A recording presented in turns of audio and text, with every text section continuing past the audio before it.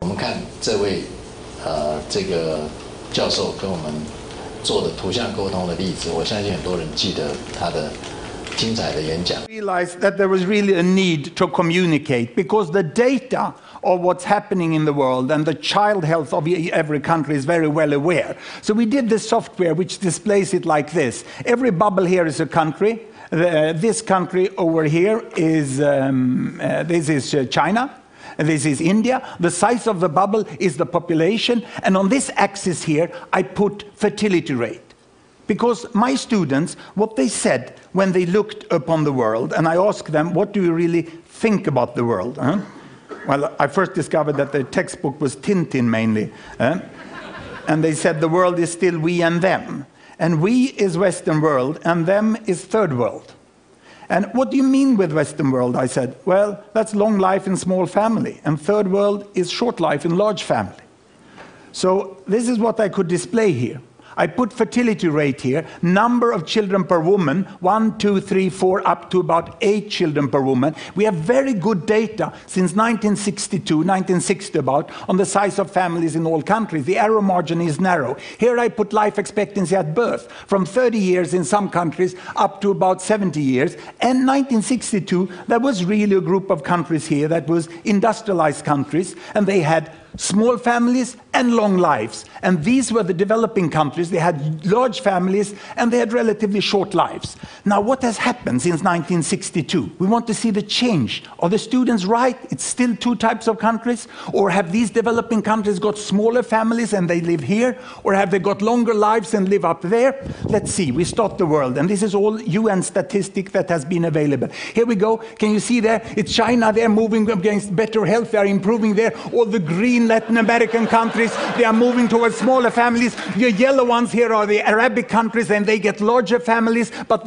longer lives, but not larger families. The Africans are the green down here, they still remain here. This is India. Indonesia is moving on pretty fast. And in the 80s here, you have Bangladesh still among the African countries there. But now Bangladesh, it's a miracle that happens in the 80s. The imams start to promote family planning, and they move up into that corner. And in 90s, we have the terrible HIV epidemic that takes down the life expectancy of the African countries, and all the rest of the world moves up into the corner where we have long lives and small family, and we have a completely new world. We find that students get very excited when they see 这个就是图像沟通，非常容易跟大家沟通，而且非常容易让大家产生注意力的方法。所以我们在沟通最无聊的数据的时候，都可以用视觉来辅助。所以视觉辅助如果没有的话，它就会变成呆板的文字。呆板的文字产生了无效的沟通，所以真正要沟通，就一定不要用呆板的文字。那么，如果你是一个无效沟通的时候，大概就是这个样。那视觉沟通是怎么运作的？我们今天就不再详细说了，因为我们都看过这些。我们开始的是下一章。下一章，我相信来的同学大概都记忆深刻，可是没有来过的同学，我们做一次测试。这个是符号，这是文字，那么这个是一种东西。那右边是韩国的文字，左边是阿拉伯的文字。我想我们都一定没有人看懂。我们当然就更不了解这个图像是在沟通什么。可是如果这是一个中文字，我们还是不晓得这个图像、这个文字到底在沟通什么。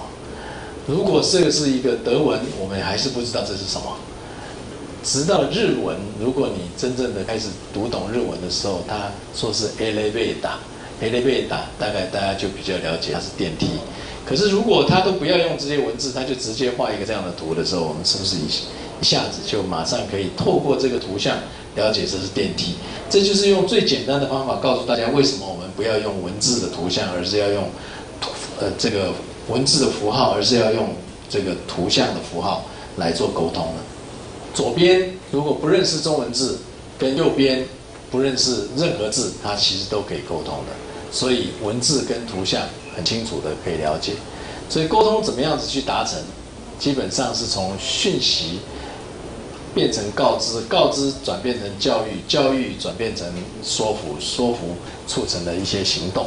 所以有2种方式，文字的方式跟视觉的方式。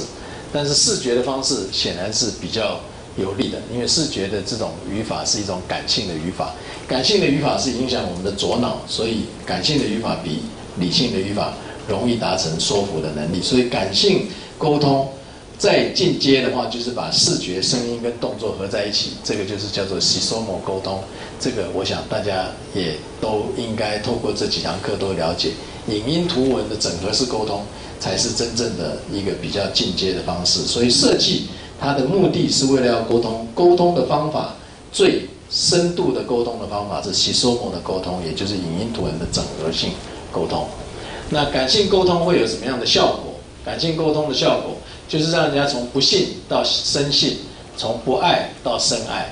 那这个方法呢，是从没有品牌到理性品牌，到迷恋品牌，到这个敬爱型品牌，是从左下角移动到右上角的这个方法。所以这个是沟通的方式。刚刚休息的时候，有同学问我说，怎么样子让这个产品这个做得好？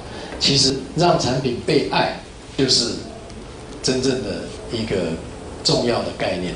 那我们在文化产业里面、创意产业里面，真正在争取的是人文的版图。人文的版图是一种故事的版图，是一种利用网络来推广的一种版图。所以人文的版图到底在哪里？它不是在这里，而是在这里。那人文的版图就是影响你的脑袋。那你的脑袋要怎么样子把这些故事放进去？它怎么样才会有效果？这些都是这个人在告诉我们的。那这个人告诉我们的东西呢，他告诉我们一些特别的网站，这些网站呢，我也把它整理在下面。就是说，如果你能够有你好的设计能力，把很乱的东西变成很有秩序，让人家一看就懂，那我想这个大概就像这个网站一样。这个网站，各位如果有时间上去看 universe.daylife.com， 它是一种文字星座，非常非常的这个具有吸引力。这个 We Feel Fine 这个网站也是让大家觉得非常舒服的一种沟通的方式。那里面有很多很多的故事的收集，他现在觉得怎么样？为什么我觉得这样子？你几乎可以感觉到你跟他在一起，可是你根本不认识他，你觉得他音乐，可是你又觉得你认识他，这就是现在的一种世界沟通的一种方式。第7课我们谈到品牌是沟通的结果，也就是说沟通目的是为了什么？为了品牌。所以刚刚有同学问我说，那下学期要上的课程是什么？是产品吗？其实不是产品，下学期要上的课最主要就是集中在这一堂课把它深化，就是什么叫做品牌？人有品牌吗？我们在上那一堂课的时候告诉大家说，认不认识右边那个人？那时候我们还没有讲左边这个人，所以大家一定认识右边那个人。听过他的课吗？右边听过，左边没听过。所以他是谁？右边你知道中风的那个人，左边这个人我不认识。右边那个人你对他评价是他很感人，左边那个人我根本不知道。所以意思是什么？你要先认识他，你才会对他有体验。你对他有体验以后，你才会对他有定位。你对他有定位以后，你才会对他产生品牌。所以最重要的就是我记得那时候我们在这一堂课的时候做的非常多的跟同学的讨论，你认不认识左边的那个？你认不认识右边的那个？大家都认识右边那个，大家都不认识左边那个。可是如果不认识左边那个的时候，你对他有没有感情呢？这个是非常重要的。就是说，你有没有喝过右边？喝过。你有没有喝过左边？没喝过。但是你对他的定位是什么？很多同学是定位右边那个就是解渴的啊，或者是什么好喝的啦，左边那个呢是看起来很不错。那你对他的品牌是什么？很多人对左边那块说很想喝喝看。所以这个不表示说你一定要认识他，你才能够产生品牌。也就是说，你没有认识他，你没有喝过他，但是你是一个完全新的东西的时候，你如何产生品牌？这个就是整个设计的力量。所以设计跟品牌之间的关系是非常非常的微妙。通过这2张图，我们就可以去了解说，如果你要跟可口可乐竞争，你要怎么竞争？你完全没有，大家都喝过可口可乐，可是没有喝过你的东西，为什么人家会爱上你？是因为人家第一眼看上你，他不认识你，可是他爱上你。这个就是品牌里面最神秘，但是最有力的一种特点。所以品牌就像是人的名誉，它一旦进入你的档案，它就洗不掉。所以这个是非常重要的，就是说，你如果是左边的这种品牌，你一旦能够进入人家脑袋的档案里面说啊，我爱他，那你就赢他了，你就已经赢右边的可口可乐。所以你必须要让人家一眼爱上你，这个是非常重要。品牌最重要就是让人家一眼爱上你，因为先爱上你才懂你，比先懂你再爱上你是两个完全不同的过程。但是先爱上你比先懂你更有用。那为什么会先爱上你？因为他的左边的脑袋爱上你，右边的脑袋爱上你，右边脑袋才会处理 emotional 的问题。概念。产品的品牌就像人的名誉一样，藏在别人脑中，自己说了没有用，已经在别人脑中归档，就很难改变。所以可口可乐就很难去改变。如果你已经爱上一个新的瓶子，你根本连喝都没有喝过，可是你爱上那个瓶子，它就很难改变。所以这个就是新品牌能够抢先的一个罩门。概念跟用品对话，这个是重要的一个东西。所以品牌就是期望跟现况的评价，期望。上面那个对于现况的评价，它就是一个品牌的概念。这个叫做什么呢？这个叫做行销。这个叫做什么呢？一直不断的说，不断的说，叫做广告。这个叫做什么呢？这个叫做公关。透过有利人士来说，它不错。这个叫做什么呢？这个叫做品牌，是他说的，不是你说的。他说啊，我觉得他很好。我们也做过这个实验，请大家看这一张，然后一下就没有了。大家都看到那个左边中间的那个特别的瓶子，你刚刚注意到什么？大家都注意到那个瓶子。为什么你会忽略左边的这个可口可乐瓶子？为什么会注意到右边只有一个？因为左边太多，右边那个很特别。那所以我们就开始介绍这个 Seth Godin 他讲的一段非常精彩的演讲。Now, before sliced bread was invented in the 1910s, I wonder what they said, like the greatest invention since the telegraph or something. But this guy named Otto Rohwedder invented sliced bread.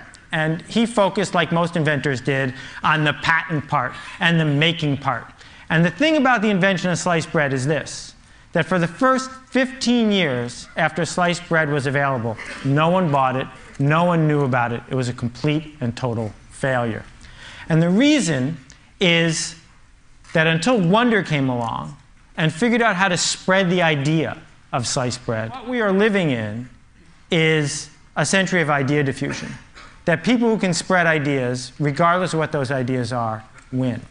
And when I talk about it, I usually pick business because they make the best pictures that you can put in your presentation, and because it's the easiest sort of way to keep score.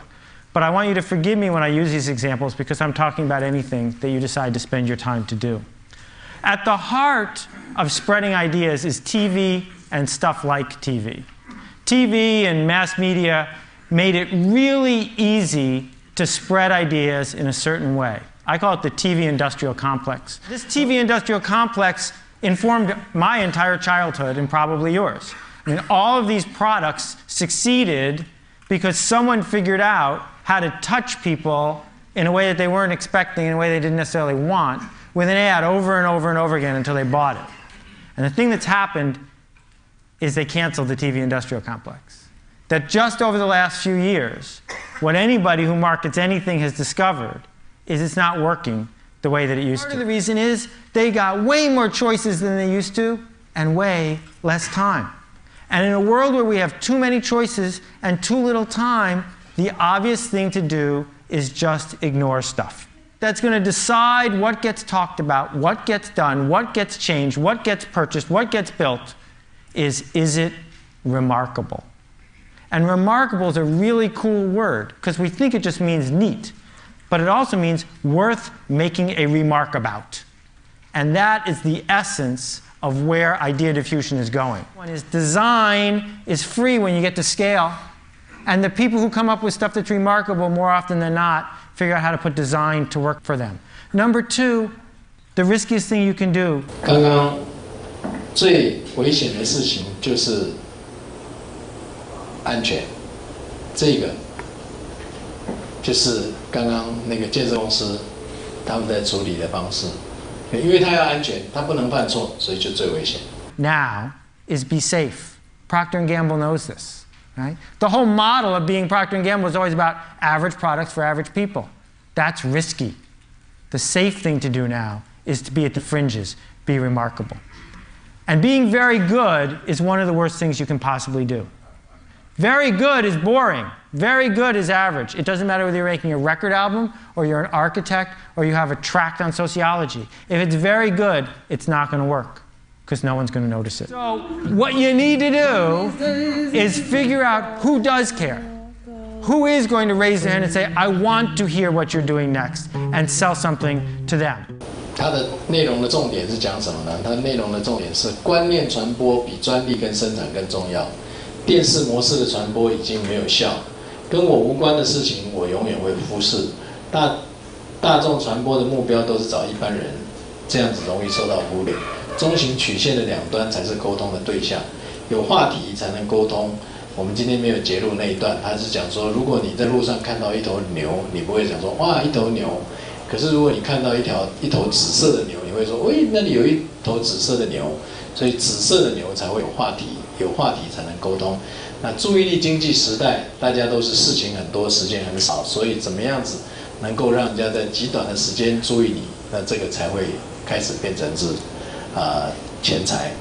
那所以值得注意的叫做 remarkable， 那值得谈论的也是叫做 remark。所以这个贝先生设计的是非常值得谈论的，因为他的谈论有两种，一种是称赞他，一种是骂他。不过不管是称赞他还是骂他，都让观光客增加了2倍，这就是指牛的效果。那所有的产业都是流行产业，这也是 Seth Godin 说的，他说重新定义才会有利润。这是一个中型曲线，一般大家都想争取这里的客户，因为人最多，可是这里竞争最大。你真正应该争取的是左边的这边的客户，这边左边的客户通常人数比较少，但是他们比较忠实、忠诚，同时他们也比较愿意花钱。所以这种是感性买者，他是敬爱迷恋型的品牌。那这种是理性买者，他是无品牌，只谈论价格，或者是理性品牌，一直在比东西的好坏。所以这两种客人是不太一样的。所以这是叫做大众市场，这叫做小众市场。那台湾的住宅市场呢，都是把它分为豪宅、超豪宅，一路把钱加上去。事实上，没有人要做低价住宅，那么这个是一个错误的战略。所以它是以价格的垂直分割的思考，这是不对的。真正要卖住宅，住宅是要有需求第一种、需求第二种、需求第三种，把需求切割以后的住宅市场，才会是用水平分割的思考的市场，这个才是真正的住宅市场的未来。那我们上一次在上课的时候提过，就是养狗的人的市场，的住宅，有老人的住宅，3代同堂的住宅，这个都大概都会变成是一个这个特殊市场的需求，以行为来区分，而不是以地位来区隔。这本书很重要，这个人也很重要。这个人被选为这个100位影响这个20世纪最多的人之一。那么他在2000、2005、2008各出了一本书，这3本书我都看过，都非常介绍大家看。那这3本书重要的概念都是在讲，有一些行为上面的变化，就可以产生很大很大的一种特殊的改变。不管是第一本的 The Tipping Point， 还是第二本的 The Brink， 还是第3本的这个 The Outliers。那我们来看一下他说的。I was thinking about this, and I realized that that although my new book makes me happy, and I think will make my mother happy, it's not really about happiness. So I decided instead I would talk about someone who I think has done as much to make Americans happy as perhaps anyone over the last 20 years. A man who is a great personal hero of mine, someone by the name of Howard Moskowitz, who is most famous for reinventing spaghetti sauce. Howard's about this high, and he's round, and he's in his 60s, and he has big, huge glasses and thinning gray hair, and he has a kind of wonderful exuberance and vitality. And Howard is very interested in measuring things, and he graduated with his doctorate from Harvard, and he set up a little consulting shop in White Plains, New York. And one of his first clients was, this is many years ago, back in the early 70s, one of his first clients was Pepsi. And Pepsi came to Howard and they said, there's this new thing called aspartame, and we would like to make Diet Pepsi. And we'd like you to figure out how much aspartame we should put in each can of Diet Pepsi in order to have the perfect drink. Right? Now that sounds like an incredibly straightforward question to answer. And that's what Howard thought. Because Pepsi told him, look, we're working with a band between 8 and 12%. Anything below 8% sweetness is not sweet enough. Anything above 12% sweetness is too sweet. We want to know what's the sweet spot between 8 and 12. Howard does the experiment, and he gets the data back, and he plots it on a curve, and all of a sudden he realizes it's not a nice bell curve. In fact, the data doesn't make any sense. It's a mess. It's all over the place. Right? One day he was sitting in a diner in White Plains about to go, trying to dream up some work for Nescafe, and suddenly, like a bolt of lightning, the answer came to him. And that is that when they analyzed the Diet Pepsi data, they were asking the wrong question. They were looking for the perfect Pepsi, and they should have been looking for the perfect Pepsis. He was obsessed with it. And finally, he had a breakthrough. Vlasic Pickles came to him. And they said, Mr. Moskowitz, Dr. Moskowitz, we want to make the perfect pickle. And he said, there is no perfect pickle. There are only perfect pickles. And he came back to them and he said, you don't just need to improve your regular. You need to create zesty. And that's where we got zesty pickles. Howard loves to say, the mind knows not what the tongue wants. 这就是最重要的，在把东西设计出来的时候，去了解到使用者真正的渴望。使用者真正的渴望，事实上没有办法从市场调查做出来。到现在为止，我们还有很多人在迷信市场调查。我非常非常希望这样子的一个演说，能够让大家了解，事实上去求取一种东西说，哦，多数人喜欢这种是不存在的，没有这个事情。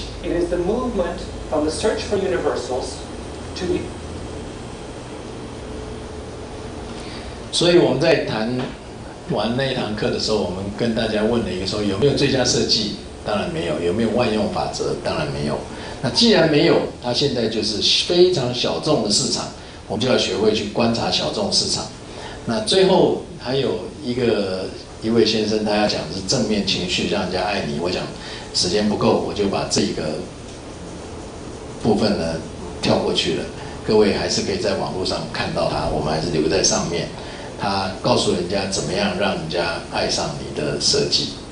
那最重要的重点就是宽度优先的思考方式，而不是深度优先的思考方式。各位去上面看就有了。所以宽度优先让人家比较轻松，比较欢喜；深度优先让人家比较紧张。最后的一堂课，我们谈到绿色设计是新世纪的教堂。为什么我们要把绿色设计变成新世纪的教堂？因为教堂是一个赞美，是一个追随的地方，同时也是一个祈祷，同时也是一个忏悔的地方。那我们在过去的一个世纪，我们真正有什么事情应该要忏悔呢？应该要去停止错误呢？我们应该有什么事情要来祈祷，要来请求力量呢？我们要有什么样子的态度去赞美、去追随这个超过人的力量呢？我想最重要的就是我们要明白我们做错了什么。我们做错的事情其实就是对地球，我们是取用然后丢掉，所以 take use waste。所以我们可以看到从1800年到1900年，从1900年到2000年那个曲线上升的情形，我们就知道工业化之后对于地球的影响有多大。所以那个是一个错误的事情，而且很不幸的呢是台湾还排在很前面。那台湾排在前面是台湾人的平均年排放量 CO2 是占全球平均值的3倍，那高雄更是排放的很多。所以像这样子的一个情形呢，我们应该要来想想，那我们怎么办？我们做错了什么？我们到底要地球维持新鲜，还是要地球逐渐的枯萎？这个是我们可以回答。我们到底要用下面的这个飘飘响的摩托车，还是要用上面那个寂静无声的电车？那这个也是我们的选择。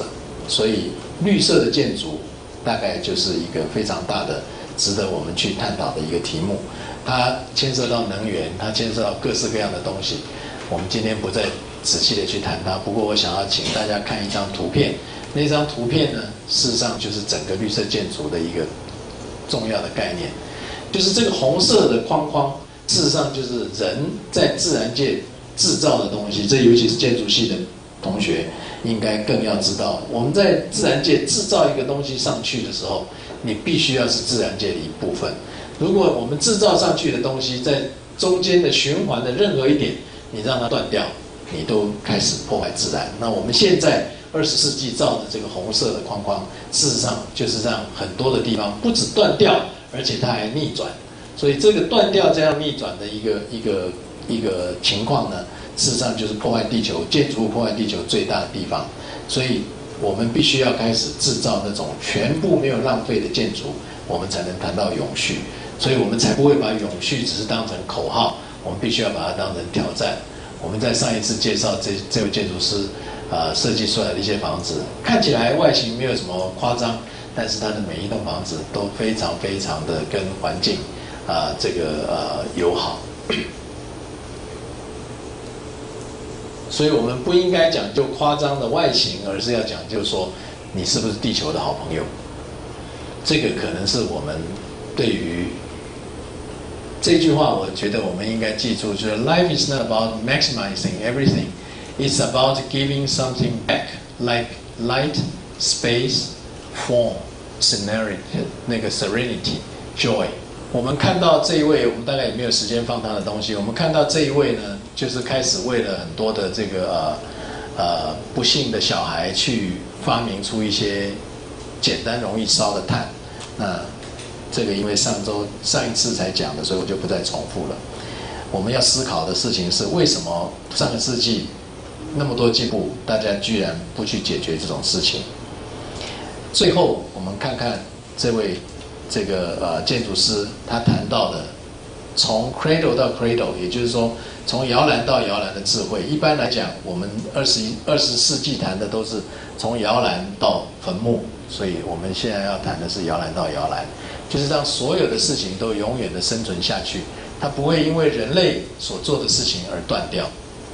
所以不要是 cradle to grave， 而是 cradle to cradle。上一次我们最后的一个影片是用 Norman Foster 的一些作品来跟大家介绍他做了哪一些他在绿色的建筑上面做的努力。那我们不再继续谈他的作品，我们谈谈学期末的结语。我想了一段时间，想跟各位讲这一段话，所以我想就把它当成是整个课程的结束，跟大家分享的一段我心里面的话。Fareed Zakaria， 他是 Newsweek 的一位专栏作家，他讲了一段话，说21世纪会是一个改变的世纪，会有很多的事情改变，在未来的10年会改变的比过去的100年还要多，但是很多的国家并没有准备好要做这样的改变。这位是一个管理学家 Peter Drucker， 我非常非常的敬仰他。他的一句话，在谈到未来，他说最好预测未来的方法就是你把它创造出来。所以我们在谈我们的未来，我们在谈2020，我们在谈这个人类好像碰到很多的问题，其实我们可以用这句话来思考，我们能不能创造一个解决问题，而且把以前的问题都一并解决的方式，我们能不能创造出这个世界出来？要创造出这个世界，是需要先改变我们的想法，所以这个在我们的课程里面才会一直不断的去跟各位讲，你要多用你的右脑，因为你的左脑把这个世界弄坏了。纽约时报的发行人，他的这个多代以前的祖先是在1851年的9月18号做出《纽约时报》这张报纸，那个时候还没有叫《纽约时报》，它叫做 New York Daily Times， 现在叫 New York Times。他在大概3-4年前接受以色列的一个电台访问的时候，人家问他说：“你觉得《纽约时报》5年以后会变成什么？”他让我很吃惊，他的回答是这样子，他说 ：“I don't know。”他又补了一句 ：“And I don't care。”我在第一次看到这句话的时候，想说：“哇，他是不是因为家财万贯，所以他觉得无所谓？”我后来才发现，他事实上是觉得印刷的媒体已经过了，他再努力也没有用了，所以他早早就说 I don't know， 我不知道他会走到哪里去 ，and I don't care， 我实在也无所谓。他努力的是一个新的方向。我觉得我们每一个人都应该有这样的一个基本的想法：未来是什么？现在的这个已经存在的东西的未来是什么 ？I don't know。它什么时候会结束 ？I don't know。可是一个还没有存在的，是一个我们可以创造出来的东西，我们才是真正要去 care 的。我们不是要抓住一个说啊怎么办？你不会知道怎么办，因为它已经过去了。它只是还没有结束，但它已经过去了。所以很想跟各位分享，现在的很多社会上的制度也好，方法也好，你看到的东西也好，它都是在过去的当中。如果 GM 可以这样子就结束，如果那么多的银行可以就这样就结束，那么有很多东西都会这样就结束。所以它是一个新的世纪正在开始。